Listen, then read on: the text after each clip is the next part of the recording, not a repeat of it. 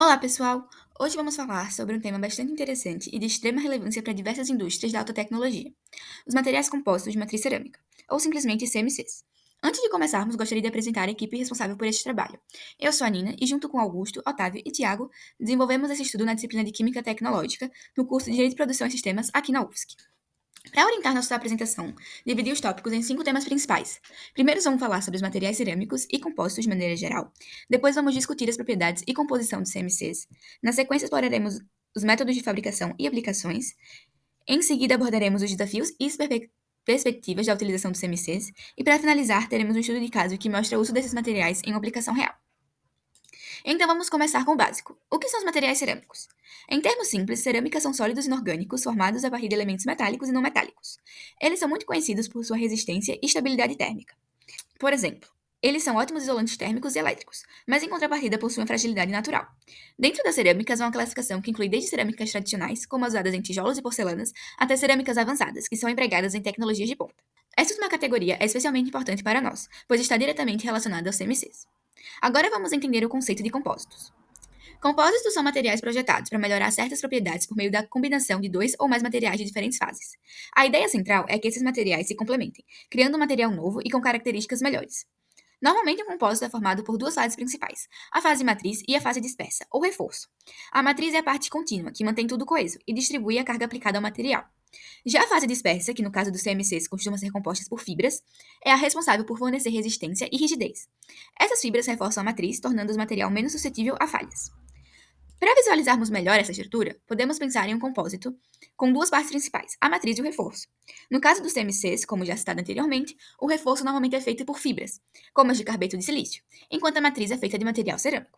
Esse arranjo estrutural permite que o compósito suporte altas cargas e temperaturas extremas, algo que a cerâmica sozinha não conseguiria fazer. Assim, ao adicionar o reforço em forma de fibras, conseguimos criar um material mais forte, durável e resistente ao impacto, ampliando o leque de aplicações para esses compósitos. Agora que entendemos o conceito de compósitos, vamos falar especificamente dos compósitos de matriz cerâmica ou CMCs. Esses materiais representam a solução inovadora ao combinar as propriedades da cerâmica com a resistência adicional proporcionada pelas fibras. Em outras palavras, CMCs são uma classe especial de compósitos em que a matriz cerâmica ganha resistência, permitindo que ela suporte ambientes de alta performance. Ao contrário das cerâmicas tradicionais, que tendem a ser duras mais frágeis, os MCs mantêm a dureza da cerâmica, mas com a adição de tenacidade, o que significa que eles têm uma resistência ao impacto muito maior. Isso é essencial em aplicações como componentes de motores a jatos e sistemas de freio, onde a resistência a altas temperaturas e a resistência mecânica são exigências fundamentais. Olá pessoal, tudo bem? Eu vou falar sobre as propriedades e as composições dos compostos de matriz cerâmica. Primeiro vamos falar sobre as propriedades dos materiais compostos, que os tornam ideais para uma variedade de aplicações industriais. Primeiro deles é a resistência ao calor. Esses materiais possuem uma excelente resistência ao calor, o que significa que eles podem suportar temperaturas extremamente altas sem se deteriorar. Isso é essencial em setores como o aeroespacial e automotivo, onde existem altas temperaturas e essa durabilidade é fundamental. O segundo deles é a resistência à corrosão e abrasão. Eles também têm uma alta resistência à corrosão e abrasão, o que permite que sejam utilizados em ambientes agressivos, como indústrias químicas e de petróleo, onde os materiais estão expostos a substâncias químicas corrosivas ou a desgastes contínuos. O terceiro deles, mas não menos importante, é a leveza, que esses materiais são relativamente leves, o que é uma vantagem em aplicação que exigem resistência sem adicionar muito peso, como na fabricação de veículos e aeronaves. Agora vamos falar sobre a composição, né? Eles são compostos por dois elementos principais, a matriz e os reforços. Mas afinal, o que são as matrizes? A matriz é o material que forma a base do composto, sendo responsável por dar forma e proteger os reforços. Nos compostos de matriz cerâmica, utilizamos silicatos como a mulita, que é uma combinação de alumina e sílica, e o silicato de alumínio. Um exemplo de matriz é a própria mulita, que foi dito anteriormente, que é uma matriz muito resistente a choques térmicos, que é ideal para aplicações em que o material precisa suportar variações bruscas de temperaturas, como em fornos industriais. Seguindo então, os reforços são materiais inseridos na matriz para melhorar suas propriedades. Eles aumentam a resistência e a durabilidade do material. Entre os reforços mais comuns estão o carbeto de silício, que é o SiC, e o nitreto de boro, que é o Bn, que são usados por sua alta dureza e resistência à tração. Algumas das combinações comuns são essas listadas nos slides, que é a matriz cerâmica de alumina, o cimento reforçado com fibras, matriz cerâmica com carga de polímero, matriz de hidroxiapatita reforçada com nanocompostos de carbono, compostos de matriz de alumina reforçada com whiskers, compostos de carbeto de silício em sistema de produção térmica e compostos biodegradáveis de polihidroxibutirato. Olá, eu me chamo Augusto e eu vou falar um pouco sobre as aplicações dos materiais compostos de matriz cerâmica. Eles são usados em diversas indústrias, como a aeronáutica, aeroespacial e indústria automotiva. E principalmente nessas indústrias são utilizados em sistemas de produção térmica, mancais porosos, turbinas e sistemas de travagem de aviões. podem ser reforçados também com fibras e partículas de materiais como carbono, vidro e carbeto de silício, e são usados para transferir parte do carregamento para as partículas, restringindo o movimento da matriz. Vou falar um pouco também sobre desafios e perspectivas dos materiais compostos de matriz cerâmica. Os maiores desafios são devidos ao alto custo de produção e à alta presença de técnicas específicas para garantir a integridade do material composto. Já nas perspectivas, temos principalmente o avanço da tecnologia nos dias atuais, junto com isso a melhoria de processos e a expansão de múltiplos setores, desde a aeronáutica até a medicina. Certo. Hoje, então, vamos falar sobre os métodos de fabricação, os principais métodos de fabricação dos compostos de matriz cerâmica.